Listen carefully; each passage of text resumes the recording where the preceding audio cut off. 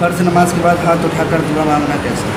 فرض نماز کے بعد اگر کوئی انفرادی طور پر ہاتھ اٹھا کے دعا مانگنا چاہتا ہے مانگ سکتا ہے، لیکن یہ طریقہ کہ امام صاحب ہاتھ اٹھائیں پھر سارے مقتدی لوگ ہاتھ اٹھائیں اور اجتماعی طور سے سب دعا کریں، یہ بالکل ثابت نہیں ہے۔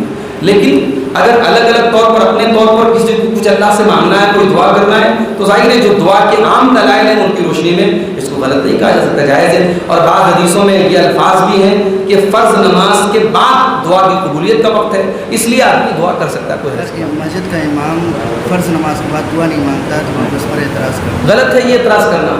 امام کے اوپر اگر یہ اعتراض کرتے ہیں آپ کہ وہ فرض نماز کے بعد دعا نہیں مانگتا ہے، کوئی امام نے سلام پھیر دیا، آپ کا اس سے رشتہ ختم ہو گیا، آپ اب اپنا عمل کریں، وہ اپنا عمل کرے، آپ یہ امید ہی مت رکھیں کہ وہ ہاتھ اٹھا کے دعا کرے تب ہم دعا کریں۔ آپ کو دعا مانگنا ہے آپ مانگیے، امام کو مانگنا رہے گا مانگے۔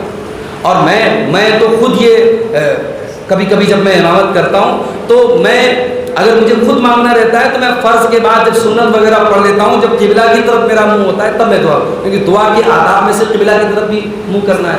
اب امام بلا وجہ مقتدیوں کی طرف منہ کر کے دعا کرے، یہ کوئی اچھی بات نہیں۔ اور اگر یہ چیز کوئی ثابت ہوتی تو حدیثوں میں بیان ہوتی، حدیثوں میں ایسا کوئی بھی بیان نہیں ہے کہ اللہ کے نبی نے اس طریقے سے دعا مانگی، بلکہ اللہ کے نبی تو سلام پھیرنے کے بعد صحابہ کی طرف متوجہ ہو جاتے تھے، ان کے سوالوں کا جواب دیتے تھے۔ کسی حدیث سے یہ ثابت نہیں ہے کہ آپ صحابہ کے سامنے ہاتھ اٹھا کے دعا کرتے ہیں اس طریقے سے۔